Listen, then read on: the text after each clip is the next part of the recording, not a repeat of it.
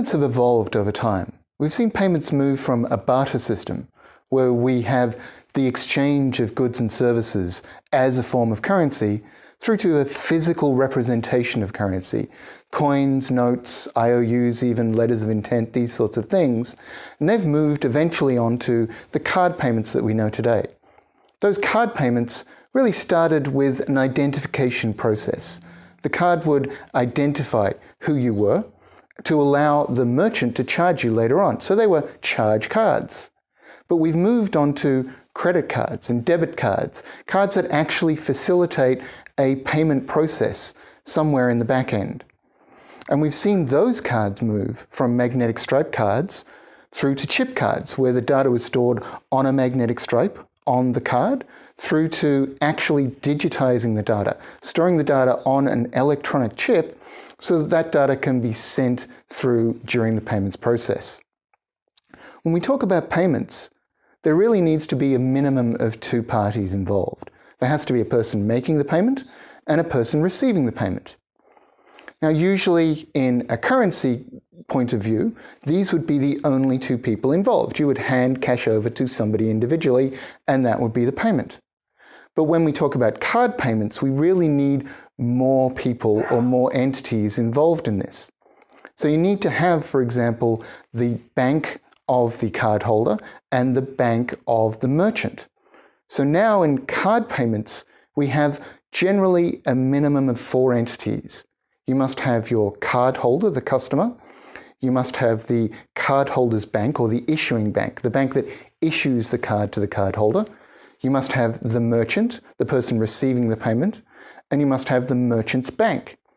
And then these 4 entities form the general entities that are involved in a card payment. We would also sometimes have a card brand. This would be the brand of the card that is involved in making the payment, in facilitating the payment, in setting up the rules around what the payment is, how it's processed, what happens if things go wrong in the payment. So this would be your Visa card, your MasterCard, these sorts of entities that are involved as a payment brand in facilitating, routing, and processing a payment transaction.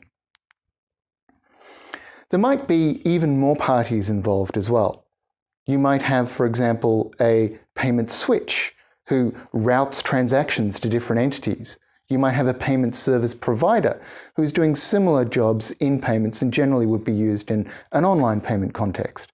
You might have token service providers, or TSPs, who tokenize some of the card data to facilitate mobile transactions generally, but also more secure transactions in other contexts. And we'll be talking about token service providers a little bit later on. We also have a concept of open loop and closed loop payments. In an open loop system, we have those 4 entities that we mentioned: the cardholder, the merchant, the issuing bank, and the acquiring bank. And it doesn't really matter who they are or how they are connected. And what I mean by that, I don't need to, as a cardholder, necessarily have an existing relationship with the merchant or the merchant's bank to use my card in an open loop system.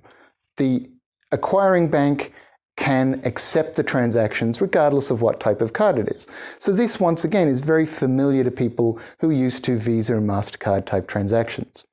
We also have closed loop payments, and these are the payments where you need to have a relationship with the merchant or the merchant bank. A good example of this would be, for example, a loyalty card used as a payment card in a particular merchant. So think maybe your Starbucks card. You can use that card at Starbucks, yes, but you can't use it at Walmart or Kmart or another store like that. It's only usable with Starbucks because it is a closed system, a closed loop system.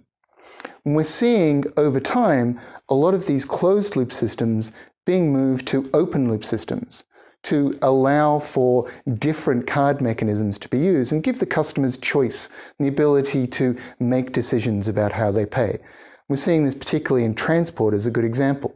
You have your ticket, which used to be a closed loop system. Your ticket could only be used on that public transport mechanism, and that's moving to an open loop system in a lot of countries where you can use your payment card to allow you to gain access to the use of that public transport system. We also have the concept of domestic and international payments. A international payment is where the card brand can be used across different geographies. So I, for example, could take my Australian payment card and use it in the US or in the UK or in Japan or other countries like that. In a domestic payment brand, it is generally only usable within that specific geography. And often domestic payment schemes are debit schemes as well. International schemes, international brands can be payment brands that use both debit and credit, but local domestic brands are often debit only.